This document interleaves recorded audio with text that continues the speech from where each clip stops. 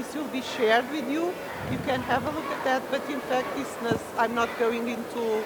So it's not, so you can just have it look it for yourself. It's not. It's difficult to summarize with the time constraint that we have here. So first of all, let me remind you that the title of this panel. So the subject is about marine spatial planning, a tool for sustainable and inclusive economic development. Well, first of all, I would like to mention that the fact that we have the sustainable word there means that Eu estou a ouvir o barulho lá de fora, imenso, imenso, imenso. Não consigo resolver isso, para não? And so the environmental, the social, the economic, the government, the governance, all of them, and of course equity issues are already taken into account. And besides that, this is an intertemporal perspective. So I think these issues are in fact what drive somehow a marine spatial planning framework. So let me first, the question I would like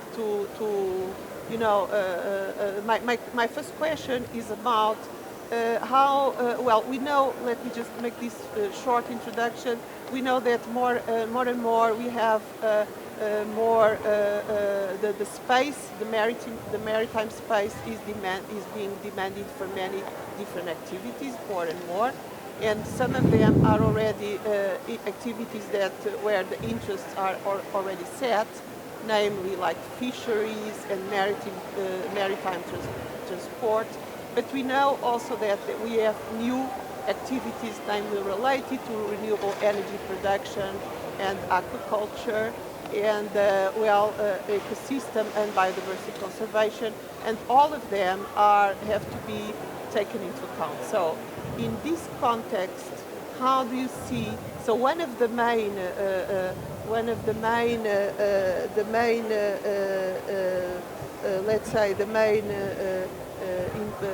issue that is considered in all the regulatory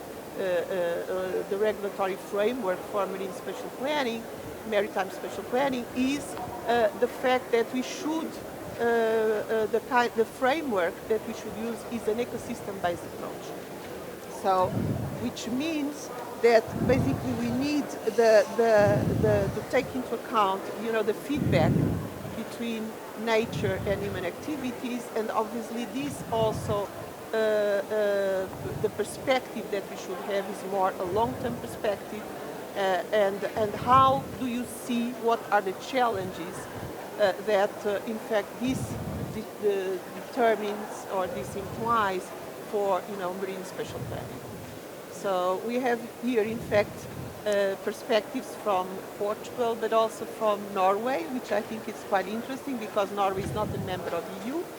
And so I would like you to address this. So maybe I would like you first, since we will begin with Portugal, and then we can continue with please. Thank you, Professor Antonieta. It's really a pleasure to be with all of you here, and thank you especially to Professor Ingvild that comes from Norway. This is one topic where I feel that we really have the proof of interdisciplinarity and the capacity of working together. It is not possible to design a situation plan or to develop areas devoted to different activities if we not have basis and a basis work that combines science, biology, oceanography, but also social sciences to address the uses that are already stated in some areas and to take care of the coastal communities and so on and so on. So this is really a field, a very relevant field for interdisciplinarity. And then the law plays an important role, and this is my part, a part of the law. The law needs to have this into consideration, make sure that all the different steps are being considered, make sure, for example, that public consultations occur and really tackle the relevant issues, and at the end must be able to guarantee a plan that is known or could be known by everybody, that is transparent and that works with procedures that can give, well, investors, people from different sectors, the stability that they need to develop their work. So in Portugal we have a maritime framework law on maritime spatial planning and management that was approved in 2014. Then we have the decree law in 2015. After that we have the situation plan approved for the continent and for the Madeira archipelago, still waiting for the Azores archipelago.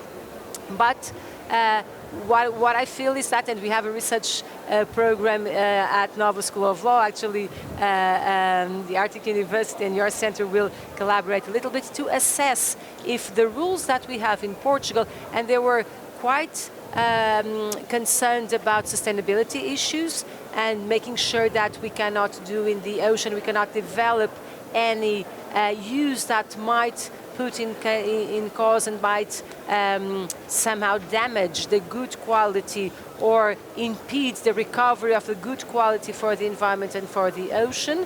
And we have some rules dedicated to competing uses. That was something that you were addressing. Well, we know that the ocean is very large, but we obviously know that when someone wants to do something, we have to take care of what's there, what are the ecosystems, can this somehow make damage or not, are the uses compatible, and we have hierarchy of uses and rules to determine which should be the prevalent uses for the ocean. Right now we want to assess the law, see how it has been applied and see if it is updated, because this was 2015, 14 and 15, before Agenda 2030 and SDG 14, before climate law, before European climate law as well, Paris Agreement, European climate law, Portuguese climate law. So there's quite a lot of development since then, and really we feel that we have a very good framework, but we need to assess it. We need to see if it's correctly applied and if it works for the goals that it's aimed at. And for the future, so the risks and scenario finding, definitely. Yeah, scenario analysis will be very important since we have this transition for, carbon neutrality, and this will increase the challenges that we have. So definitely. In that this is also an issue that is quite important. So maybe I'll ask Professor Renato. Okay, so thank you. Maybe to speak a little bit more about fisheries or... My expertise is more on fisheries, and so that's what I'm bringing to the table. And then when I was invited to this session, I was thinking that, well, fisheries is just a very small fraction of the activities that actually occur in the sea, but it's one of the oldest activities, human activities in the ocean. And so someone that is not from this field could think, well, this is the place where ecosystem-based approach is most ready to be done, but that is actually not true. And it's not true from a policy perspective in the sense that most fishery policies are still single species. So this means that you basically determine your policy ignoring the ecosystem effect, so what the effect of a certain policy in other species. So we're still not there in the policy perspective. And you could think, well, this is actually due to a lack of political will, so we just change the political framework and then we're done, and that is also not true. Because even we don't know what the conceptual framework for an ecosystem-based management approach, so there is a lot of work to be done. If you think about MSY, maximum sustainable yield, like the most important biological concept, the target that is defined, when you go to ecosystem-based approach, that no longer holds. So because you cannot have MSY for every species. So even from a conceptual perspective, there's work to be done, and it's now, being discussed in academia and in other fora as well. But that's not the largest problem, I would say. I think the largest problem to actually getting to an ecosystem-based approach in fisheries, I'm not talking about all activities in the ocean, is a lack of knowledge that still exists. I'm not saying that research has not been done and that improvement has not occurred in the last years. It has. But I think we are still far from actually being in a position where a full ecosystem-based approach to fisheries can be put into place. please don't feel that I'm being too negative. I think these are challenges that have to be addressed and some being addressed, but I think that bringing these challenges into this discussion is actually useful because they are there and we have to do something about it. And so lack of knowledge from a biological perspective, so we still don't know. We have a very good qualitative knowledge on the interactions between species, but when you go to quantify them, you actually have a lot of uncertainty. You have that problem also in fishing activity as well. We don't know exactly the fishing grounds of different fleets. So if you don't know the fishing grounds of different fleets and you don't know the economic value of these fishing grounds, how can you actually define any meaningful policy spatially? And more relevantly, I mean, you don't know how the displacement of fishing effort will occur if you actually start to closing some fishing areas and give these areas to other activities as well. And this is also very relevant, I mean, also from a social perspective, because this will affect fishing communities. So there's a lot to be done. It's being done. In Portugal, we also have projects that are doing this. I mean, I'm lucky to be part of Sardinia 2020, which is doing that for the Persian fleet in Portugal. But I mean, we still have a lot of challenges in the sector that is like the oldest sector in the ocean. So the final word, I mean, that I think that I would like to bring to this discussion is that sometimes we're talking a lot about marine spatial planning and ocean strategy, and sometimes we're thinking too much on the economic growth that is related to that, a lot of startups and entrepreneurship, which is fine and okay, but sometimes I feel that the knowledge is somewhere placed in a secondary stage, and you cannot have a meaningful MESP, marine spatial planning that is not based on knowledge. And so that's, I mean, if I could contribute something to this discussion is to live this word that scientific knowledge is absolutely fundamental to this discussion, and maybe we should be doing more about it. Yeah. But I'm a researcher, so I'm biased. No, but that's very important because that's exactly so I'm going to give you the word, but this is in fact an issue that there was in May, released a new report on marine spatial planning by the European Union, and you see that one of the issues that I was going to raise is exactly about the best available data and data sharing. But I will give you now, and for Norway will be you are on the northern parts will be the last one, because I would like you to comment, given the opinions from the Portuguese side. So Okay. please, Professor. Good morning, everybody. I work in governance and participation and collaboration, and I focus on new forms of governance and collaborative public policy, and I develop methodologies to engage and mobilize stakeholders, and I think this is a case that we need the stakeholders on the table. So I set up collaborative multi-stakeholders decision-making process, what are very important in complex context, and thus ecosystem approach is one of them. So one of the things that we have to think is that we have the ocean. The ocean is probably our most important common. We all share it, we all use it, we all impact it. And we need new models of governance. We need innovative models, collaborative governance, okay? So doing that, we are bringing the stakeholders, and I was thinking about Renato that was mentioned the issue of knowledge. The scientific and technological knowledge is very important, but we need the knowledge of whole society that is disseminated, and we need it on the table.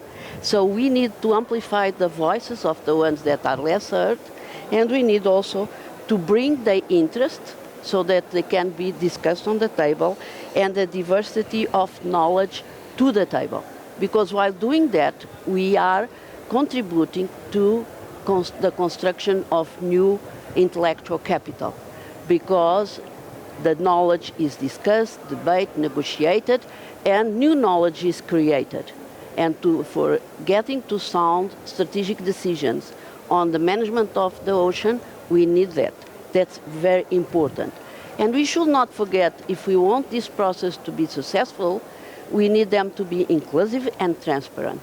And for that, there are at least two things that we should not forget.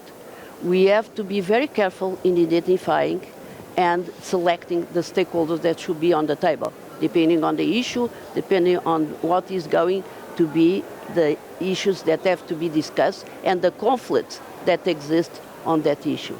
And the second thing, we need an agenda that is not only the agenda of the decisions and the technicians, but also that agenda with the agenda of all the other stakeholders that we want to bring to the table. If you don't do that, we will keep on having some of the groups excluded and not taking advantage of the knowledge, of bringing that knowledge with the one technical and scientific knowledge. And this way we can have governance models that have a platform that does an articulation top-down and bottom-up, and these platforms we can have this knowledge being debated and the construction of new knowledge, the construction of partnership and networks, and that is the social capital, and the construction of influence of these groups that by them in the future they can lead the process. The idea is to give them, to provide them with enough tools that they can lead the process, they are capacitated, they are empowered, and they will be the ones co-managing the context and just managing the oceans in a sustainable way. And I don't want to finish before telling you one of the sayings of Ostrom, that was the only woman that received the Nobel Prize. And she worked in new institutions in the area of economy. And she said, there is no reason to believe that bureaucrats and politicians are better at solving problems than the people on the spot, who have the strongest incentive to get the solution right. This is an important thing to reflect. We have to respect and bring to the table a diversity of stakeholders and knowledge, respecting them all to build sound management strategy and policies. Blue economy success depends on true collaboration, and the sustainable of the oceans too. The ocean is our land. All of us matter. All of us share responsibility for the survival or death of the ocean, and therefore towards the future of the blue economy. Thank you. In fact, Ireland has a very, very interesting project on this issue on stakeholder involvement and public participation, which I think it's worth going over. So, but we do not have time to go into that, but I will ask now Professor Ingvild Jacobsen to show, or at least to give us her perspective from Norway, which is not a union, and the challenges that it has. Thank you very much, and thank you also for inviting me to this panel. It's wonderful to be in this beautiful city and at such an important event. Yeah, so Norway, of course, is a country that depends very much on the blue economy and the maritime activities, both oil and gas developments, fisheries, aquaculture, shipping, tourism, and other newer activities. And the idea of marine spatial planning started quite early in Norway. So Norway is a pioneer country, one can say, with regard to this. In 2001, a white paper was adopted by the parliament that decided that Norway wanted to start with maritime spatial planning. And the first plan was adopted in 2005 for the northernmost area of the Barents Sea. And now we have adopted plans for all the sea areas. These plans are not based on legislation because, as you mentioned, Norway is not a member of the EU. So we have our own system, and these plans are adopted as white papers by the parliament, so they are political documents. They establish as an objective to achieve an ecosystem-based management, ecosystem-based approach to the ocean management. At the same time, provide for sustainable use and economic development. And I think that when listening to you that we share many of the same challenges. one thing is, of course, that we can set out measures and environmental objectives for activities that take place on the sea, but the marine environment is, of course, also threatened by other external pressures that come from the land. So many of the solutions are really on land. So that's one challenge with marine spatial planning. As for Norway, it's a particular challenge that it's both a good thing that the documents are political because that makes them flexible. We have an administrative system that is based on trust and very much discretion for the authorities, and with the plans being political, it's maybe easier to adapt them to new knowledge and to bring in new science. But on the other hand, we don't have a clear, they don't instruct the sectorial authorities in the same way as a law would do. So that means that bringing in cross-sectoral perspectives is perhaps more challenges, as each sector have their own economic objective. Yeah. Yeah, I think I'll stop there for now. Okay, thank you. Thank you very much. So I will go into another, I think, an important issue. And so in what concerns the best available data, the issue of data, which is in fact one of the issues that this new this report, very recent report, also raises. That's really a very important issue. But there are also, in this case, there are also very interesting already some experiences that are interesting, that countries, namely, for instance, Belgium, Denmark, Finland, and Latvia, that are already organizing data, harmonizing data and nomenclature, so that they can work together. I think that's really an issue that should be also considered. I must say that another issue that I find interesting is that, well, what are the challenges, namely concerning this climate transition? So, for instance, the fact that now we are going to use more and more intensively the sea, the ocean, namely not close to the coast. Of course, you also raised the issue of this land-sea issue, which is interaction that's really very important. And we have these all very important coastal areas. We know that most of the population live nearby, so this is another aspect that I would like you to have your opinion on this.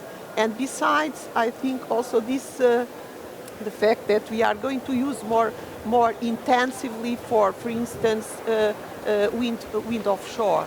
And this is an issue. I know that, for instance, Belgium is now having a very interesting and pioneer experience by building they are planning to build an island where they are going to install the wind offshore, and they are going to use it as we use with hydro, let's say, to store the energy. So I think so. What are your thoughts concerning this? Because I think this also raises very important issues.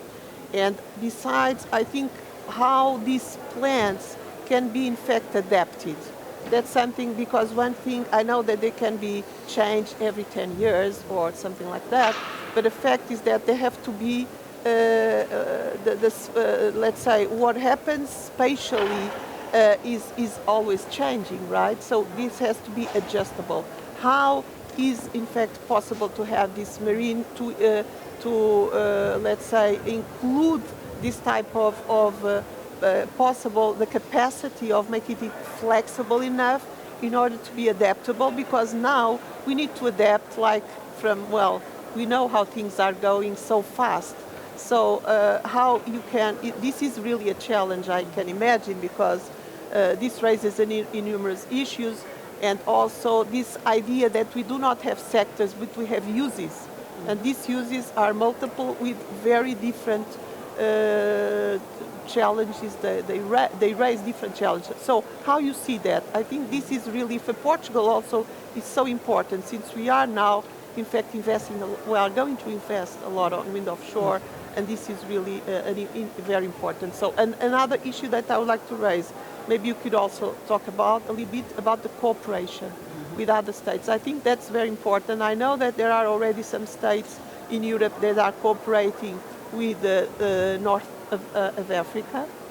And I think this is really very important because also given the conflicts that we have now, all this maybe can be also, it's important that the countries get together and get closer to each other and be able to discuss what are, it's easier to reduce, somehow to reduce the pressure and the conflicts that might. So these are my transboundary and cooperation across different. So these are the issues I think are the most important. Well, if I can say Please. something from the legal perspective, the fact is that it's really it's a difficult issue to combine stability with flexibility and capability of adaptation and adjustment to the new challenges.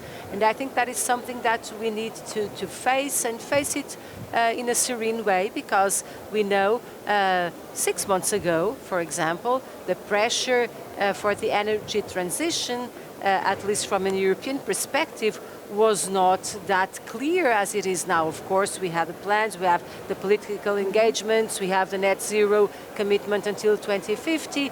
But anyway, as the war started, we feel that we also need to assess this issue from a geopolitical perspective and a security perspective. So this is just an example to see how can things move fast, and the demand for space and for new solutions can just appear, pop on and or pop up and say, well, you need to go faster. But in order to, as Professor Leo was saying, in order to make sure that we have all the stakeholders engaged, in order we are sure that we're not committing mistakes because we need to go too fast. The law retains us a little bit, because as some procedures that were being planned and designed and assessed and previewing these situations and telling us that yes, the country, in this case Portugal, can decide to move forward and quicker to allocation plans with a public initiative, then say, okay, now we need offshore wind, there's interest, there's a need, so let's go, we're going to assess, we're going to start this procedure, and they have to work a lot with an ecosystem based approach and all that, and then they have to open the floor to discussion, to stakeholders, into public consultation, so that everybody can bring the different perspectives, and at the end, well, I'm just, I'm not saying what is the whole procedure, that will be too boring, but at the end the Council of Ministers will approve a change. So when the Council of Ministers approves the new allocation plans, it automatically changes the situation plan and makes available some areas, and of course the government might decide to go into public auctions or any other. So there's also this question of, one thing is the use of the space, and another thing is the licensing for the different activities. For example, for energy, it's not only a question of space, it's a question of space and a question of power, and the allocation is power, and this also has to address another public procedures and legal procedures. But at the same time, our law, also because when it was built, the idea was that possibly business and knowledge and science will somehow grow faster, and it could be that some companies, together with universities and research centers and so on, have new solutions. And the idea is that these new solutions can be presented. So our law previews the possibility of private initiative. Private initiative to propose allocation plans. But this private initiative has this tricky issue. It is private. If nobody is interested, okay, then the use can be made. But normally, as we have again public consultations period, and it has to be all very transparent, what will possibly happen is that when someone wants to do something, this has to be public, clear, transparent, and others are invited to come and to share their views. And then there's a possibility of changing into a private initiative to a public initiative, and the things go on. So I will stress two things. First, public consultation hearing of the stakeholders, giving the opportunity of everybody to join, being public entities or private entities. And in public entities, there's the obligation to hear and to bring the information together. And second, flexibility, adjustability, yes, it's really important, especially when we think about new users. We talked about offshore wind energy, but we can talk about carbon sequestration, about forests, underwater forests, and so on and so on, and coral reefs and all that, artificial coral reefs. Well, we have lots of things that can start being at the front of what we want to do in the ocean. And it's important to be flexible, but at the same time, don't forget that we're talking about investments that will be there for many, many years, for decades, and this has to be correctly assessed. So time and speed, yes, but at the same time, be careful, as Renato was sharing. We need to gather information, we need to assess, we need to bring models, and it takes some time.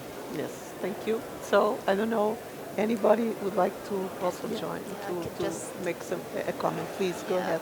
Yeah, I agree with very much that has been said here, but I would just add that I think that marine spatial planning and marine protected areas, these are tools that traditionally haven't been used as much for addressing climate change, both mitigation and adaptation, and I think there is a potential there for using these tools in that manner, because much of the solutions are actually in the oceans. So Exactly. Totally So agree. this is really a challenge. Yeah. Definitely, yes. I would like to say something. So I go back to my area. I'm more informal, bottom up, and therefore I think we have to work with the communities. And the idea is not so much consultation, but it's develop collaboratively the plans and the legislation. That's what we do. We have two projects at least that show that. One was the Margov project, that was a protected marine area that had a big conflict, and we worked for several years to reformulate and to have the two key actors that were in conflict, that was the manager of the park and the artisan fishermen, to talk to each other and start reformulating all the regulation for the park. The second one was Oceanwise. That's a project that we have. That idea is to solve the impact of EPS on the sea. We brought all the stakeholders, the users, the producers, the experts, the public administration, and so on, in different countries, and the idea is to build new solutions that will be influencing public policy at the European level, so that we can diminish that impact. That's the way it has to be worked. While doing that, we are creating platforms of dialogue, negotiation, and convergence, and these platforms are very important, not only to build together the solutions, but also to engage the people, and they see that they are a knowledge for what they are doing. And that's what we want, to do something that in theory is called community of practice. If you do that, there is a way that people will be themselves assume responsibility. And that's what we want, because we cannot be in all corners trying to figure out who is doing it wrong. That's one of the big issues. So what I think is, I know data is important, technical scientific data is very important, but frequently the solution is when we hear other parts that have other parts of knowledge. I'm going to give you an example, and I cannot pass without telling you the story. For 5 years in the San Francisco Bay, they were very concerned because the bay was losing species, okay?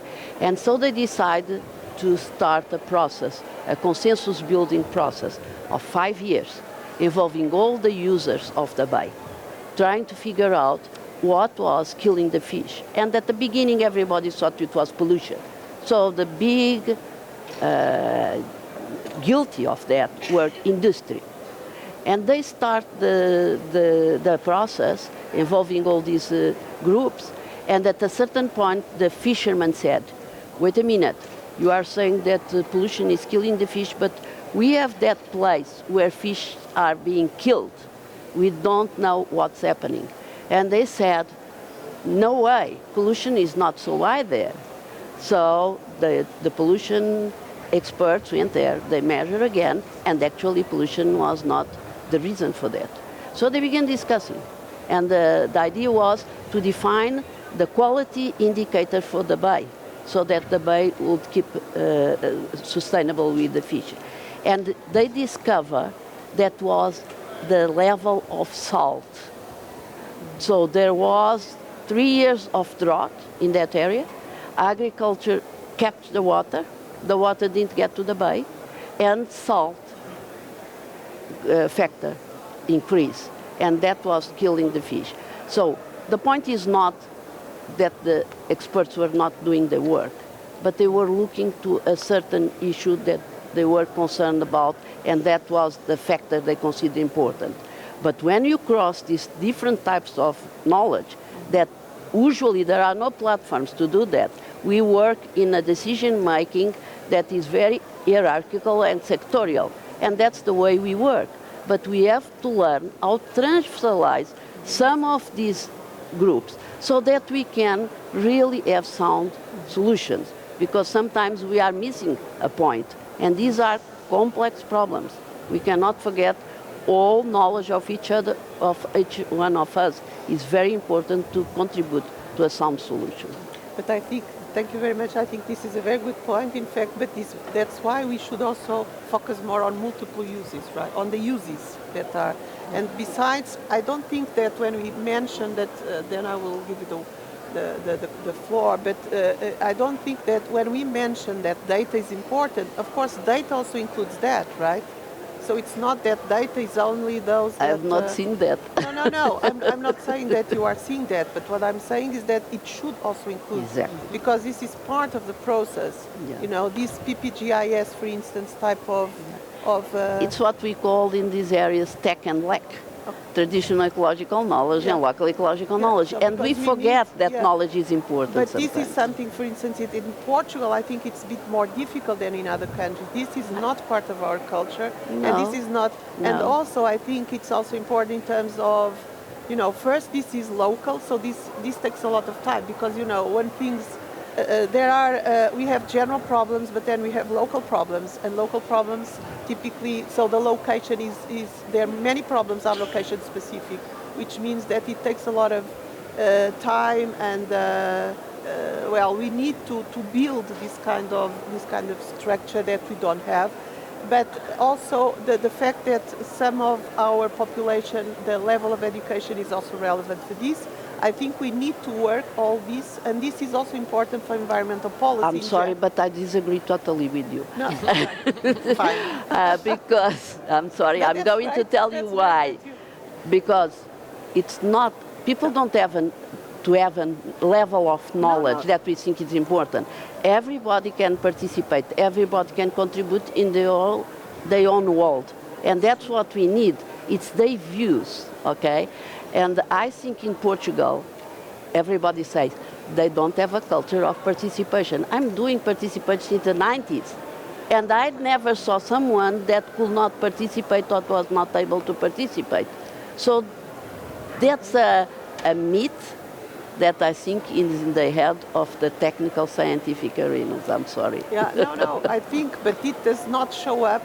In fact, maybe this is something that is at the local level, but that we don't have this, so this does not show up in terms of, you know, additional information. We need to communicate with people sometimes, and this communication also depends a lot on the level of education of people. Level education doesn't have anything to do with participation. Okay. I'm sorry.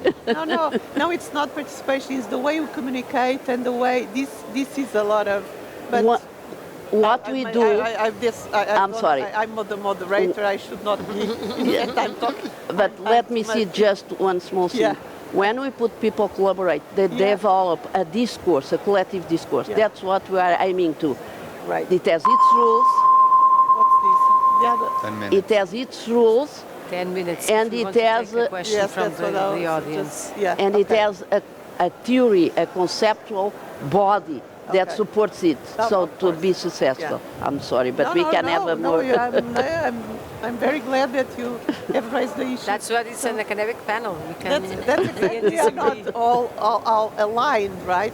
Might not be all So aligned. we only have 10 minutes, so Yeah, but just maybe you want to take no, some yes, I questions will from the take audience. some So I will be questions from the very, very audience. quick. So Yeah, in but the please. context of uncertainty, and when you include climate change, the uncertainty is huge, and we almost Right. aware. I mean, the ignorance is very high.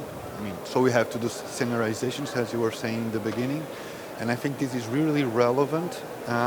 And so this would be like one of the frameworks to actually develop maritime spatial planning that actually captures climate change. One thing that I think that we should be very careful in these for the next following years is not to be too much focused on one aspect, like decarbonization, and then create the conditions, market conditions, incentives for decarbonizing the economy and using the oceans for that, and forgetting all the rest. Yeah. Because we know that if you give incentives to economic agents, they will be very quickly in responding to them. And if you do not take precautionary measures to be sure that this development will not be harmful for other aspects of the ocean, we could end up actually creating a problem. The solution could be creating an extra problem. So we cannot forget the connectivity of ecosystems, I mean, a lot of things. And so having this scenarization, even if you don't have the sufficient knowledge, you can have at least with the best available data some idea of what will be the impact of certain policies. And this should not be forgotten. You cannot forget that, because if you are just single objective, most probably the consequences of your policy not be the ones that you desired at the beginning.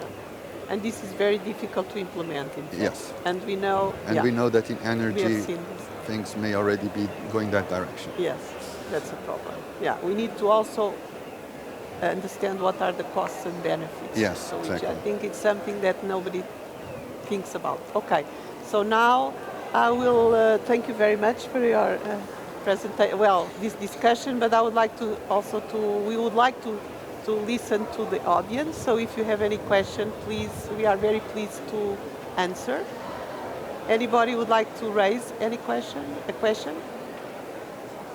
Yeah, please. How can we? Okay. Let's see if we can. Hello, can you hear me? Yeah, Yes. perfectly. Okay. Thanks. I'm Frederick Asante. I'm a Ghanaian, but I work as a trainee or researcher at the University of Lisbon. Okay.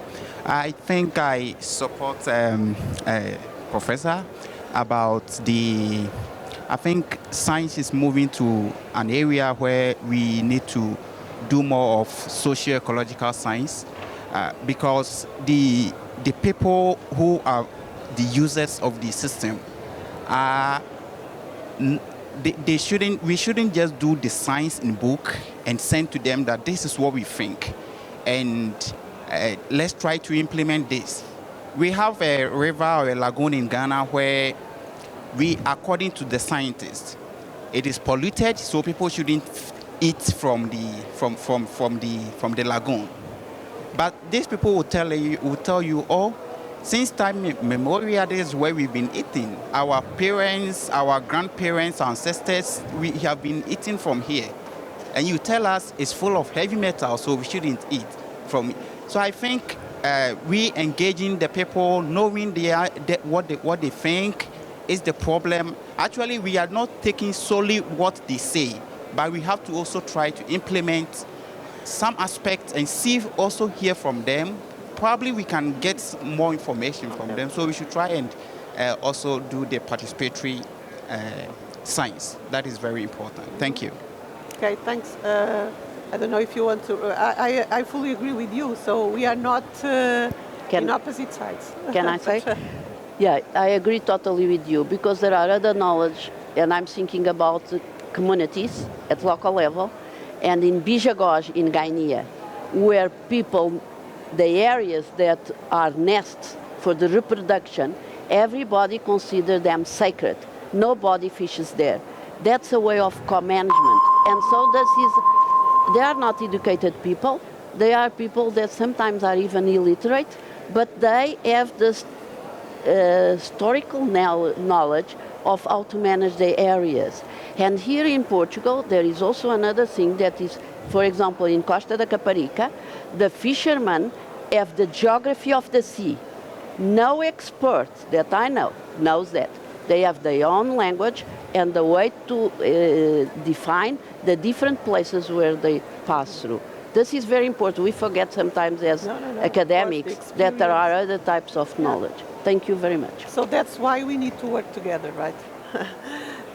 We have, in fact, I don't know if you want to, but we in Mozambique, we also have, we are working in Mozambique, and in fact, what you raised is exactly what we found, that the native population have somehow one way of, well, in their own culture, right, traditional culture, to try to have a sustainable management of resources in a different way, but that's very interesting. We are working with that, for instance, in the National Park of Gorongosa and Sofala province.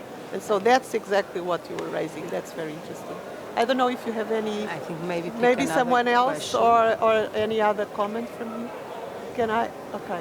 Hello, Yeah. my name is Inês Machado. I'm from Wayback Offshore Renewables. And first of all, I would like to thank you for this very nice workshop, very interesting.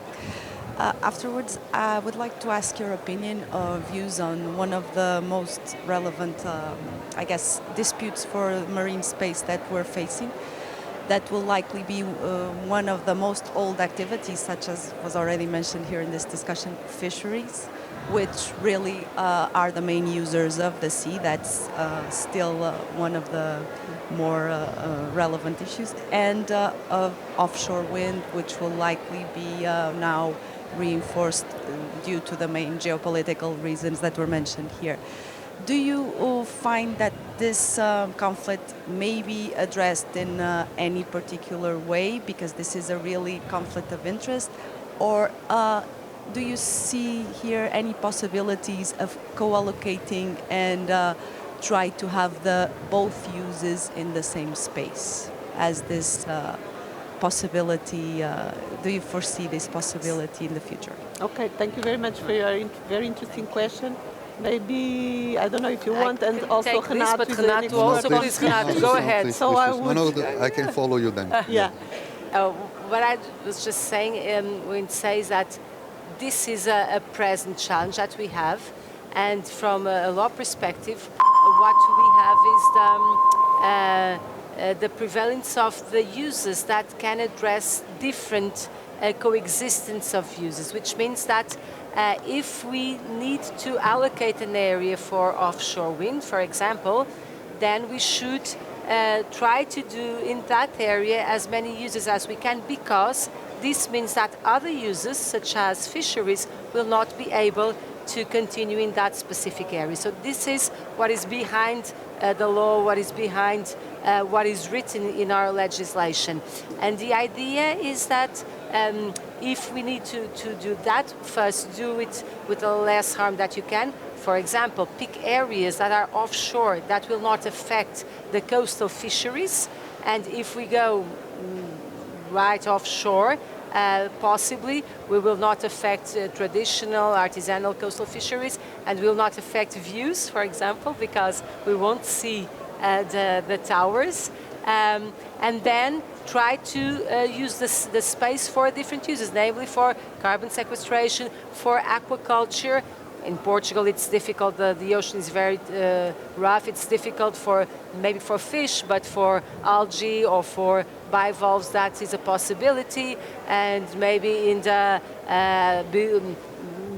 just under the park, you might find other uses from a restoration perspective or coral reefs or whatsoever. That actually might be a nursery for fish that will possibly be again for fishermen in the surrounding waters. What we've learned from marine protected areas is that for fishermen that turned out to be good, because then the new individuals will grow and go out of the areas, because the area does not have a boundary, and then they can be catched outside the marine protected area. So if we look at these areas also from recovery and protection perspective, we might be able to find out that we can do many things in the same space or in the different layers of the space that we are really taking out of fisheries. So I think that's a challenge. Yeah, Okay, no, I thank think you. we have to close now. I think we are No. off already. But I Yeah, mean, but you Inez, I can- can talk to you afterwards if you don't mind. Okay. Yeah, sure. You are Sorry. No, no, That's no. what I wanted you to go first. No, it's okay, no problem. Okay. Well, thank you very much. So we are on time now. Yes. So it seems that it's the end, and I thank you again for being here, and I hope that you have enjoyed. And again, thank you very much for your Thank you. for our panelists. And, thank you.